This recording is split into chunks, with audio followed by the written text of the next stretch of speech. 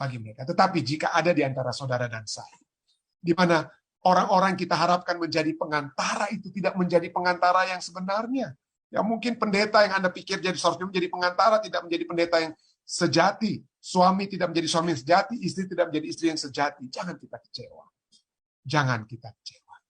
Kenapa? Mungkin saudara dan saya tidak sempurna seperti Musa, atau belum memiliki sikap yang lebih baik seperti Musa, ya. Tapi ketahuilah kita memiliki Yesus Kristus.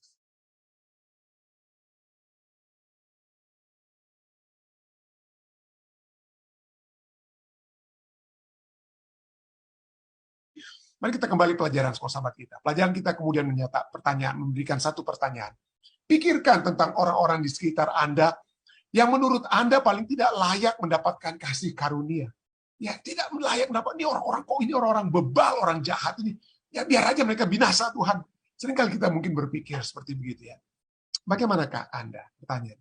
Bagaimanakah Anda dengan kelemah lembutan dan kerendahan hati tanpa pamrih dapat menjadi pernyataan kasih karunia Allah bagi mereka?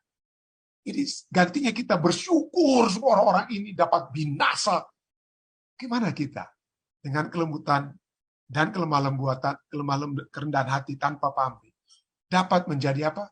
Pengantara bagi mereka. Inilah pelajaran kita pada saat ini ya. Bangsa Israel yang melakukan dosa yang sangat mengerikan. Ya, kenapa? Karena mereka melakukan kekejian di dalam nama keagamaan, dalam nama melakukan tindakan-tindakan rohani, tetapi kekejian yang mereka buat, saudara ya. Kekejian. Jadi seperti Keluaran 32 ayat 1, kita mulai kembali ya. Keluaran 30 ayat 1 katakan, ketika bangsa itu melihat bahwa Musa mengundur-undurkan turun dari gunung itu seperti terlalu lama, maka berkumpullah mereka mengurumuni Harun dan berkata kepadanya, mari buatlah untuk kami Allah yang akan berjalan di depan kami. Sebab Musa ini, orang yang telah memimpin kami keluar dari tanah Mesir, kami tidak tahu apa yang telah terjadi dengan dia. Jadi lihat bangsa ini, fokusnya bukan kepada Allah. Mereka tahu segala sesuatu itu bukan Musa yang buat. Itu mereka melihat itu mujizat-mujizat Allah. Tapi sekarang fokus mereka itu hanya, mereka mau menyembah manusia. Bahwa kekuatan kerohanian saya itu tergantung pemimpin kita Musa ini. Jadi kalau pemimpinnya, jadi itu ya, bukan ya sekali lagi, bukan saya mau lari bea ya. Kalau kita beranggapan bahwa kekuatan rohani kita hanya dari pendeta kita, tapi begitu pendetanya jatuh dalam masalah dan lain sebagainya, tidak lagi jadi pendeta, waduh kita bilang, waduh, udah hancurlah kita. Jangan seperti begitu, jangan jadi seperti orang Israel, saudara ya. Kenapa? Fokus mereka itu kepada pemimpin, tapi bukan kepada Tuhan. Pemimpin yang sejati, ya, dengan lain ya. Jadi mereka katakan, orang yang telah memimpin kami keluar dari tanah Mesir, padahal yang memimpin mereka keluar itu Tuhan. Nanti kita akan lihat Tuhan yang pimpin mereka, bukan Musa. Ya. Tapi itulah, begitu Musa seperti tidak ada, begitu pendetanya tidak ada, buatlah bagi kami Allah yang akan berjalan di depan kami. Ya. Nah, apa dasar motif bangsa Israel ini? Ya. Apakah ini adalah usaha mereka untuk menolak Allah? Ya? Apakah karena mereka betul-betul mau menggantikan Allah dengan patung anak lembu emas? Ya, mungkin kita lihat ada hubungannya di situ. Tapi kalau kita lihat ada tokoh-tokoh Alkitab atau bukan tokoh Alkitab ya, pada orang-orang yang pendidik Alkitab yang katakan sebenarnya motif mereka itu adalah apa ya? Karena dalam keadaan panik ya. Keadaan paniklah mereka alami karena pemimpin mereka yang tidak lagi bersama dengan mereka. Mereka seperti yang saya katakan tadi ya, mengagung-agungkan Musanya, bukan Tuhannya. Yang diagungkan tuh pendetanya, bukan Tuhannya ya. Jadi dalam keadaan panik, waduh ini kok nggak ada lagi pendeta di antara kita. Oh, saya bukan bilang apa-apa, bukan karena saya tidak mau lagi jadi pendeta atau apa, bukan gitu ya. Tapi poin itulah ya, mereka dalam keadaan panik karena pemimpin yang tidak lagi bersama mereka, tidak lagi bersama mereka ya. Jadi gitulah ya.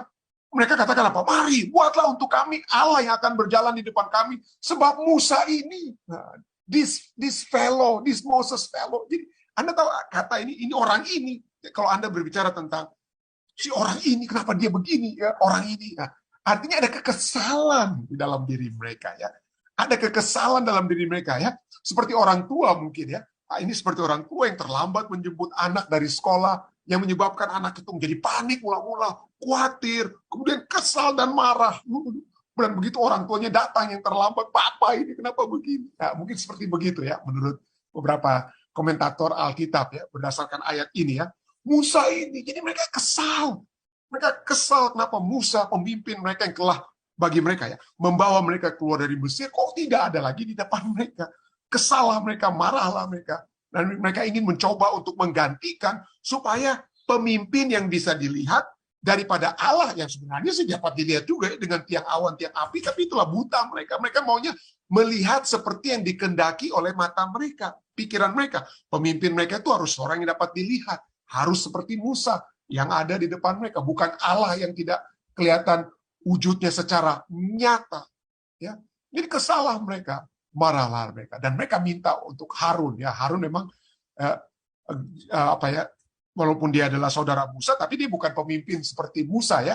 Jadi bangsa itu karena mereka sangat bergantung kepada Musa ya.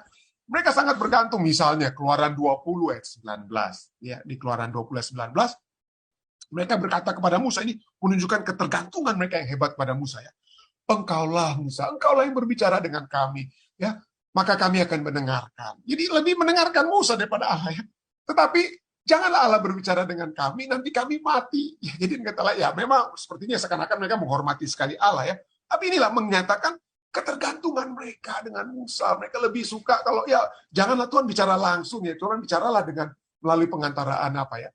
Pengantaraan Musa. Ya, sangat-sangat bergantung kepada Musa. Jadi tapi ya poinnya, apapun motif mereka, karena mereka panik atau karena memang mereka ini bebal ya, ingin memiliki apa? Ilah-ilah seperti orang Mesir yang mengilah-ilahkan lembu dan lain sebagainya, apapun motif mereka, mereka sesungguhnya tidak boleh meragukan Allah yang telah terbukti memimpin, Allah yang membawa mereka keluar dari Mesir.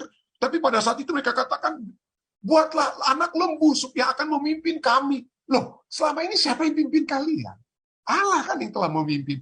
Allah yang telah membawa. Jangan lagi mempertanyakan Allah. Tapi itulah mereka ya, bangsa yang mereka. Dan itulah sebabnya mereka meminta Harun untuk membuat patung lembu emas. Itu lambang ilah lain. Yang sesungguhnya tidak ada apa-apanya dibandingkan Allah. Kenapa? Pada saat mereka keluar dari Mesir, ya, Allah telah mengalahkannya. Semua tulah-tulah di Mesir, 10 tulah di Mesir, ya, kodok-kodok, itu adalah lambang ilah-ilah daripada bangsa apa? Bangsa Mesir. Ya. Lembu yang sakit, semua itu telah dikalahkan oleh Allah. Allah telah menunjukkan kuasanya mengalahkan semua ilah-ilah pada saat dia memberikan tulah. Dan pada saat mereka sekarang membuat lembu emas, itu tidak ada artinya. Tapi itulah bangsa ini ya. Bangsa yang bebal ini ya.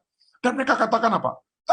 Kemudian berkatalah Harun ya, ayat 2-4. Pada saat mereka minta, Harun ini apa? Memang jago sekali dia. Memang pada saat Musa waktu lalu ya, pada saat dia berbicara dengan Tuhan sebelum dia pergi kembali ke Mesir untuk memimpin bangsa Israel keluar, dia berkatakan, Tuhan saya kan tidak tahu berbicara. Tuhan, oke, saya kirimkan Harun lah supaya Harun dapat berbicara. Dan memang Harun jago sekali bicara ya, jago promosi dan lain sebagainya. Jadi oke, Harun katakan, tanggalkanlah anting-anting emas yang ada pada telinga istrimu, anakmu laki-laki dan perempuan, dan bawalah semuanya kepadaku.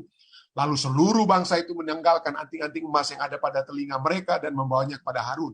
Diterimanya itu dari tangan mereka, dibentuknya dengan pahat dan dibuatnya lah daripadanya anak lembu tuangan. Jadi itu dibentuk ya. Nanti kita lihat kenapa saya tekankan kata dibentuk ya. Jadi itu semua diusahakan ya, dibuat itu semua ya.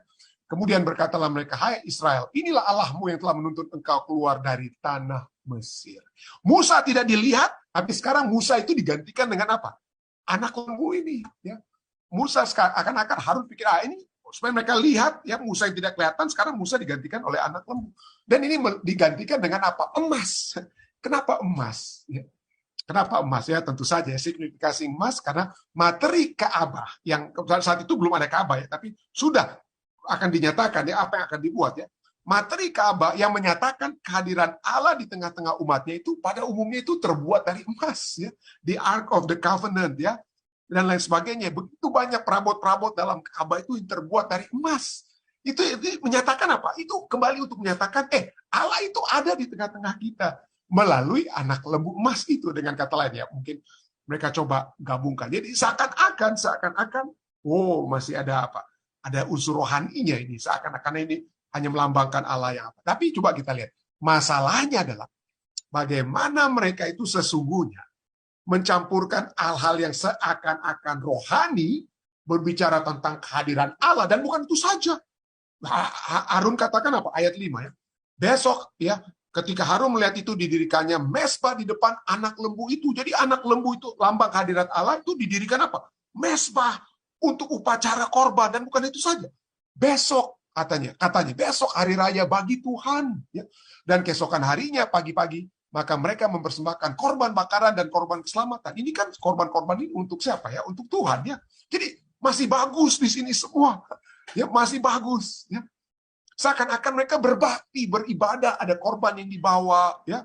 Walaupun ya lambang Allah itu sekarang digantikan dengan anak lembu ya. Tapi seakan-akan hal-hal yang lainnya dilakukan seperti apa? Adanya mesbah, adanya korban, ya itu seakan-akan bagus. Tetapi kita lihat, inilah mereka mereka berada dalam perjalanan bersama dengan Tuhan, tapi pikirannya masih di Mesir.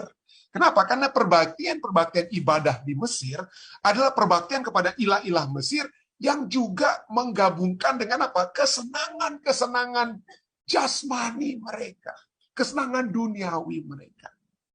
Jadi itulah sebabnya Alkitab katakan kita tidak bisa menyembah Tuhan, dua Tuhan ya.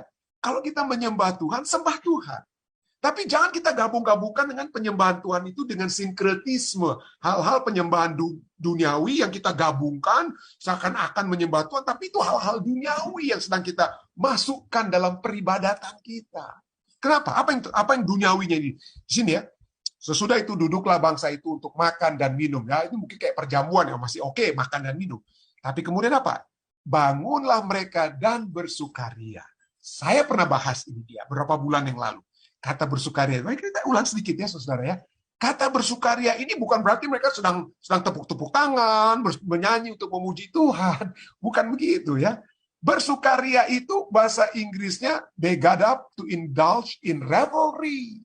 New International Version. To play, untuk bermain. To go up and engage in lewd behavior menurut New American Standard Bible. Jadi dengan kata lain ini, kata bersukaria ini sedang berbicara tentang perbuatan cabul.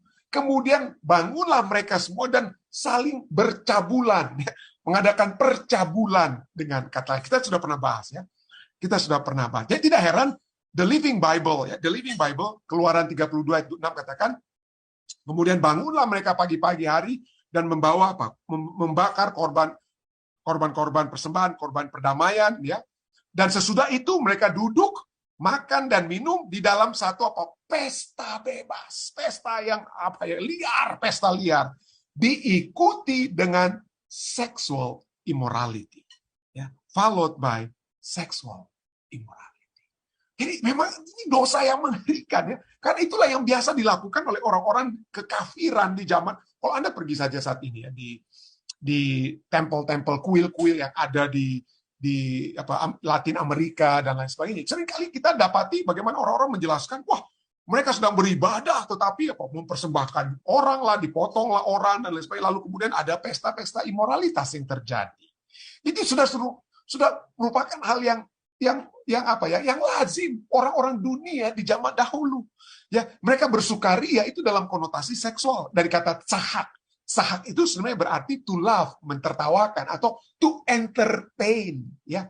Untuk apa? Untuk bersukaria, entertain. Nah, kata ini kenapa saya katakan konotasi seksual? Karena begitu kata sahak itu muncul di kejadian, misalnya kejadian 26 ayat 8, pada saat itu ya Ishak dan Ribka istrinya, tapi ya seperti Abram dan Sarah, Ribka dibilang oleh Ishak kepada Raja Abimelek, ya Raja Filistin, dia itu bukan istri saya, dia adik saya. Tapi kemudian apa yang terjadi? Suatu waktu dikatakan apa? Kejadian 26 ayat 8, setelah berapa lama ya di sana, pada suatu kali menjenguklah Abimelek, raja orang Filistin itu dari jendela, maka dilihatnya Ishak sedang sahak dengan Ribka istrinya.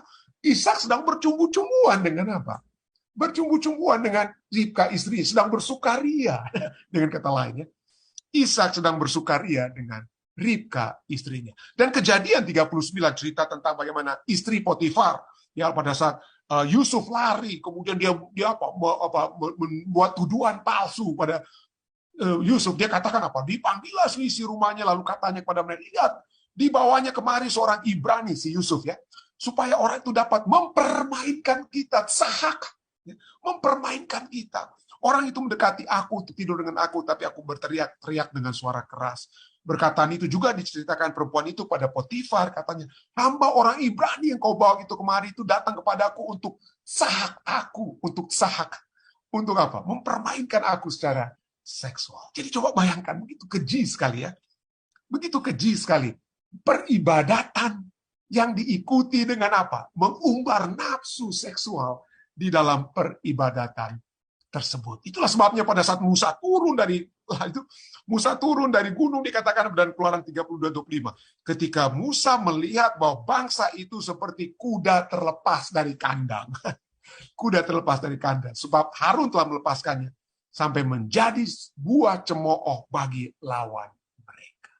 Dosa yang sangat mengerikan. Yang difasilitasi oleh Harun.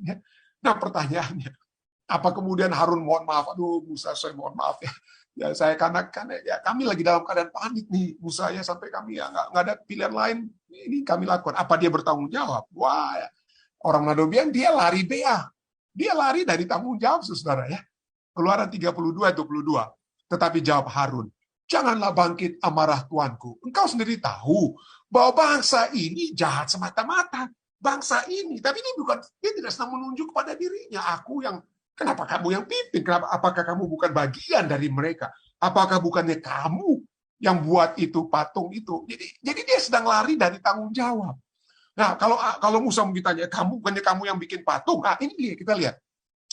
Selain dia lari dari tanggung jawab, Harun juga lari dari kenyataan. Kenapa? Ini kita sudah baca tadi ya, bahwa dialah yang membentuk, dialah yang dengan mungkin ada yang membantu dia ya tentunya, yang mengolah semua anting-anting itu jadi anak lembu emas. Tapi apa yang dia katakan dalam Keluaran 32:24 ya. Lalu aku berkata kepada mereka, ini katanya Harun yang coba untuk apa? Lari dari kenyataan. Siapa yang punya emas haruslah menanggalkannya. Mereka memberikannya kepadaku dan aku, dikatakan apa? Melemparkannya ke dalam api, dan dari dalam api itu apa? Keluarlah anak lembu itu. Waduh, ini kan impossible ya. Ini lari dari kenyataan, nggak mungkin itu api itu kemudian emas-emas yang meleleh itu kemudian tiba-tiba setan buat begitu jadi anak lembu ya. Dia lari dari kenyataan ya. Yang nggak benar, yang aneh yang dia telah buat. Tapi inilah Harun yang lari dari tanggung jawab, lari dari kenyataan, mencoba untuk menyelamatkan dirinya sendiri. Tapi Musa yang kemudian kita lihat menyelamatkan bangsa Israel. Musa, ya. Kalau kita lihat Allah sendiri tidak mau selamatkan, pelajaran kita sudah katakan, Allah sendiri tidak mau selamatkan dari sudut bahasa manusia ya. Allah sendiri tidak mau tahu, tidak mau berurusan lagi dengan bangsa Israel. Allah sudah lempar apa istilahnya, lepas tangan dengan kata lain. Allah sudah lepas tangan ya. Keluaran 32:7. Berfirmanlah Tuhan kepada Musa, pergilah, turunlah, sebab bangsamu, Allah bukan bilang bangsaku, tapi Allah katakan bangsamu yang engkau pimpin keluar dari tanah Mesir telah rusak lakunya. Ini bahasa bahasa antroformisme seperti saya katakan tadi ya. Allah sepertinya tidak mau tahu lagi, tapi faktanya siapa yang memimpin bangsa Israel itu keluar dari Mesir? Ya, apa Allah tidak tahu ya?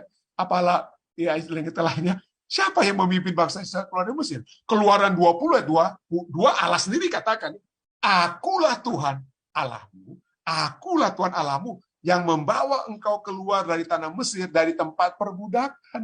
Tuhan sendiri yang bilang, aku yang bawa kalian keluar. Tapi ya seperti itu ya.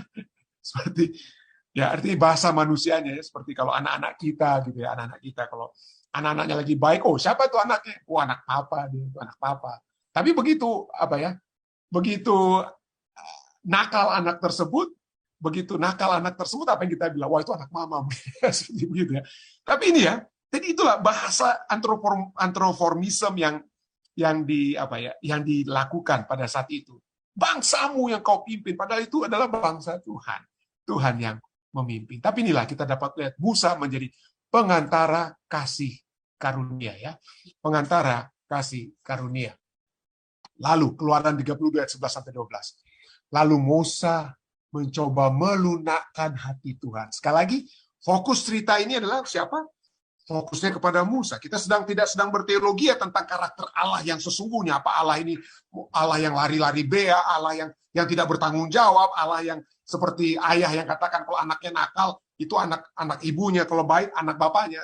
Bukan ya, kita tidak sedang berteologi tentang Allah. Kita sedang melihat bagaimana fokus kisah ini. Dan dituliskan agar supaya kita semua dapat melihat pelajaran tentang Musa. Ya, tentang Musa. Lalu Musa mencoba melunakkan hati Tuhan Allahnya dengan berkata, mengapakah Tuhan murkamu bangkit terhadap umatmu? Tuhan bilang, itu umatmu Musa, engkau yang bawa dia keluar. Tapi sekarang Musa bilang, tidak Tuhan.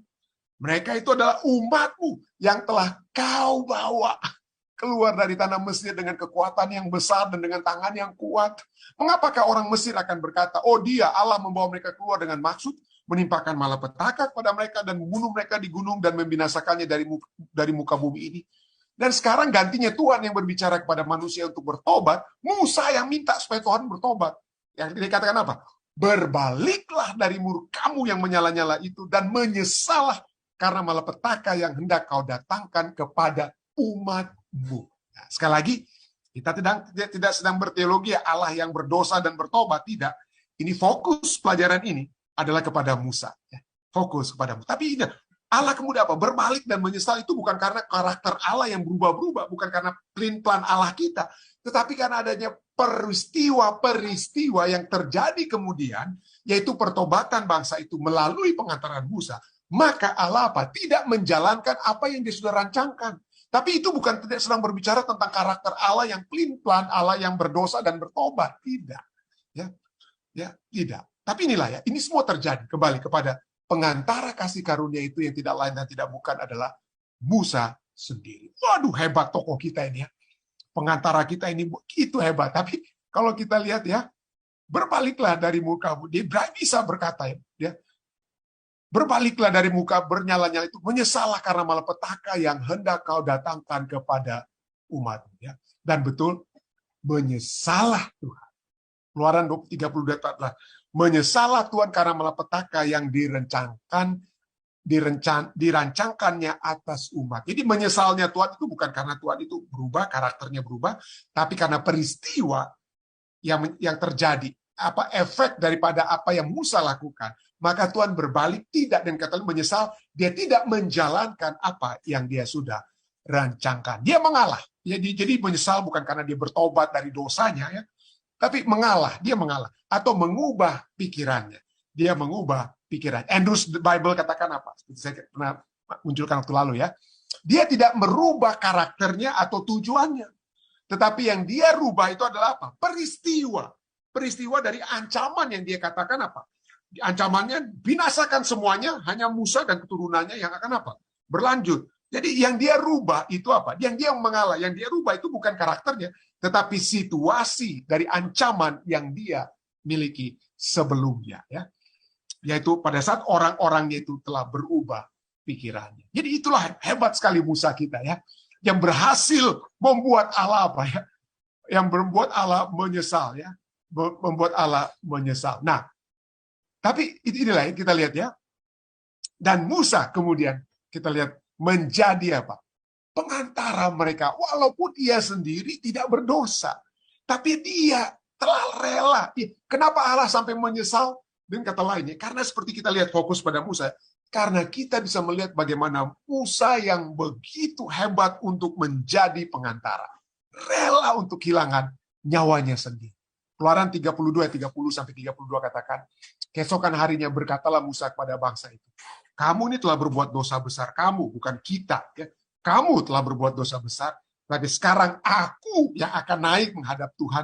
Mungkin aku akan dapat mengadakan pendamaian karena dosamu itu, bukan karena dosa kita ya. Lalu kembalilah Musa menghadap Tuhan dan berkata, bangsa ini telah berbuat dosa besar. Sebab mereka telah membuat Allah emas bagi mereka. Tetapi sekarang, kiranya engkau mengampuni dosa mereka itu. Dan jika tidak, hapuskanlah kiranya namaku dari dalam kitab yang telah kau tulis. Dengan kata lain, mati. Dia bukan berbicara tentang namanya dari kitab Al-Hayat, tapi ini adalah satu simbolisme dari biar aku yang mati. biarlah aku yang mati gantinya mereka. Wah, hebat sekali dia ya. Berani mati ya. Nah, kalau kita lihat pada mulanya ini, Musa ini, ya, seperti saya katakan tadi, dia menjadi orang yang lemah lembut itu bukan satu hal yang terjadi seketika ya. Kita lihat bagaimana, kenapa dia lari. Kalau Anda membaca kitab Keluaran, kenapa dia lari dari Mesir? Karena dia orang yang keras. Dia kan anak apa ya? Dia kan anak putri Firaun, calon jadi Firaun. Ada orang Mesir yang dia bunuh. Ya, jadi dia tadinya bukan orang yang lemah lembut, dia bukan orang yang meekness, ya, lemah lembut, tidak. Ya. Tetapi kita lihat bagaimana dia apa ya? Katakan, sekarang aku akan naik menghadap Tuhan, biarlah aku yang menjadi pengantara. Tadinya dia orang yang selfish, tadinya dia orang selfish. Bagaimana saya bisa katakan dia orang yang selfish? Ya? Bagaimana? Yang hanya memikirkan dirinya sendiri. Kenapa? Kalau coba Anda lihat pada saat dia berada di padang gurun, ya, sebelum dia kembali ke Mesir untuk membawa orang Israel keluar dari Mesir, Tuhan itu harus 5 kali berargumentasi dengan Musa. Ya, Musa gini, aduh, Musa tolak 5 kali dia tolak, dia tidak mau. Aduh, nanti dia fokus pada dirinya sendiri. Misalnya Keluaran 3 ayat 11 dikatakan, Musa berkata kepada Allah, siapakah aku ini? Apakah aku yang akan menghadap Firaun dan membawa orang Israel keluar dari Mesir? Kemudian dikatakan, aku kan nggak tahu namamu Tuhan. Lalu kemudian dikatakan, aku nggak tahu bicara dan lain sebagainya. Sampai dia katakan yang terakhir, argumentasi kelima dia katakan kepada Tuhan dalam Keluaran 4 ayat 13. Tapi Musa berkata, Tuhan, utuslah kiranya siapa saja yang patut kau utus. Aku nggak mau jadi pengantara bagi bangsa itu. Aku nggak mau jadi pemimpin bagi bangsa. Udah enak-enak kok hidup saya. Saya sudah ada keluarga, sudah ada anak-anak, saya bisa hidup di padang gurun ini. Pusing mau bawa ini bangsa Israel keluar dari Mesir. Tapi coba kita lihat bagaimana perubahannya pada saat seorang umat Tuhan yang bergantung sepenuhnya kepada Tuhan. Pada akhirnya, dari orang yang keras kepala, yang nggak mau jadi pengantara, dan lain sebagainya, boleh kita katakan. Dia sekarang katakan apa? Sekarang aku akan naik. Aku rela menjadi pengantara bagi kalian. Ya. Kamu ini telah berbuat dosa besar. Tapi aku akan naik menghadap Tuhan. Mungkin aku akan dapat mengadakan pendamaian. Wah, mungkin kita pikir kata pendamaian ini apa ya? Oh, nggak ada apa-apa yang terjadi dalam dirinya. Ya, dia coba usahakan dari dua belah pihak, yang pihak A dan pihak B. Oke, saya jadi pengantara. Tapi kata mengadakan pendamaian itu lebih daripada itu. Dialah yang kata pendamaian itu, make atonement, itu bukan dia enak-enak saja dia duduk seperti Presiden Amerika Serikat panggil Presiden Palestina, Prime Minister Israel, kalian duduk ya, oke, kalian ngomong aja supaya damai-damai di Timur Tengah. Itu bukan begitu. Orang yang mengadakan pendamaian di dalam Alkitab, konteks Alkitab itu adalah kafar, ya, yang merujuk pada kata cover, mengcover, saya mengcover. Jadi yang lain itu menjadi seorang yang menanggung. Seorang presiden Amerika Serikat dia bisa mencoba untuk mendamaikan di Timur Tengah, tapi kalau mereka nggak mau, dia nggak mau pusing-pusing. Tapi kalau orang yang menanggung, artinya dia yang kena batunya. Ya, dia yang bersiap untuk kena batunya. Yang menanggung adalah, yang menjadi pendamai adalah orang yang kena batunya. Itulah sebabnya Yesus yang menjadi atonement bagi kita. Ya, yang mengadakan pendamaian bagi kita dan Allah. Dia yang tanggung mati di kayu salib. Ya. Dia yang mati bagi kita. Dia yang tanggung. Itulah yang dilakukan oleh Musa kita ini ya. Ya, dia menjadi yang menanggung. Gantinya orang lain yang mati, biar dia yang mati. Ya. Dia katakan kepada Tuhan dalam Keluaran 32, 32, dan 33. Tetapi sekarang, kiranya engkau mengampuni dosa mereka itu. Dan jika tidak, hapuskanlah kiranya namaku dari dalam kitab yang telah kau tulis. Aku yang tanggung. Aku yang akan cover mereka, Tuhan. Aku yang cover mereka. Tetapi Tuhan berfirman pada Musa, siapa yang berdosa kepadaku, nama orang itulah yang akan kuhapuskan dari dalam kitab. Musa, kamu jangan jadi juru selamat. Kamu nggak perlu jadi penanggung. Ya. Nanti ada penanggung di Yesus Kristus. Ya. Musa rela untuk menjadi bagaikan menjadi seperti Yesus Kristus. Tapi Tuhan katakan, nanti itu adalah itu adalah pekerjaannya Yesus Kristus. Tapi Musa rela untuk mati seperti Yesus Kristus. Dan hasil pengantaraannya, wah puji Tuhan ya. Keluaran 32:24 katakan, tetapi kemudian Tuhan katakan, pergilah, tuntunlah bangsa itu ke tempat yang telah kusebutkan kepada. Akan berjalan malaikatku di depan. Ya biasanya Tuhan yang berjalan di depan, tapi sekarang Tuhan bilang udah bangsa ini udah kebal, udah kebal, ya udah malaikat Tuhan aja lah yang berjalan. Ya, Tuhan udah ya Tuhan tidak lagi dengan kata lain yang memimpin mereka sekarang ya. Dengan kata lain ada konsekuensi yang harus diambil oleh orang-orang yang walaupun apa ya, yang sudah mendapatkan kasih karunia ini, tapi dosa mereka itu tetap harus apa ya, diperhitungkan ya. Jadi ada malaikat yang sekarang berjalan, dan bukan itu saja, tetapi pada hari pembalasanku itu, aku akan membalaskan dosa mereka kepada mereka. Jadi dengan kata lain, harus tetap ada akibat-akibat dari pelanggaran kita.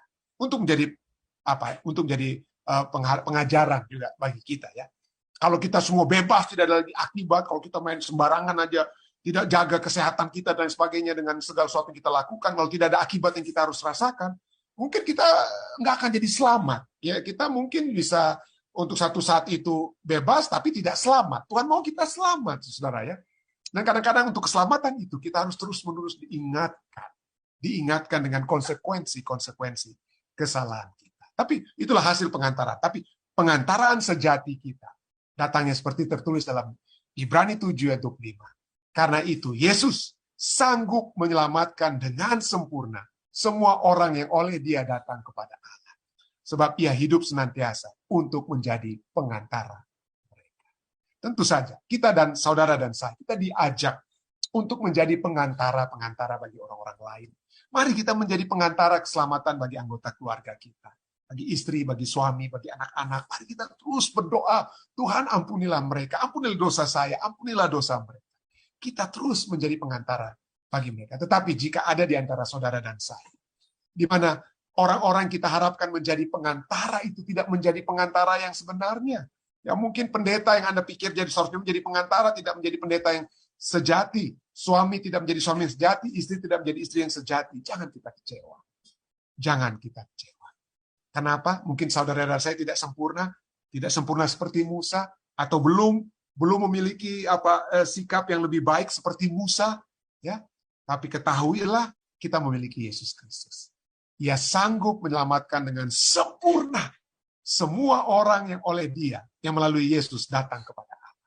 Sebab Yesus hidup senantiasa untuk menjadi pengantara kita. Kiranya kita akan selalu melihat Yesus dalam kehidupan kita, gantinya melihat pemimpin atau Musa dan seperti bangsa Israel selalu lebih dekat dan lebih dekat kepada Yesus, karena Dialah pengantara sejati kita. Saya bawa ini dalam nama Yesus.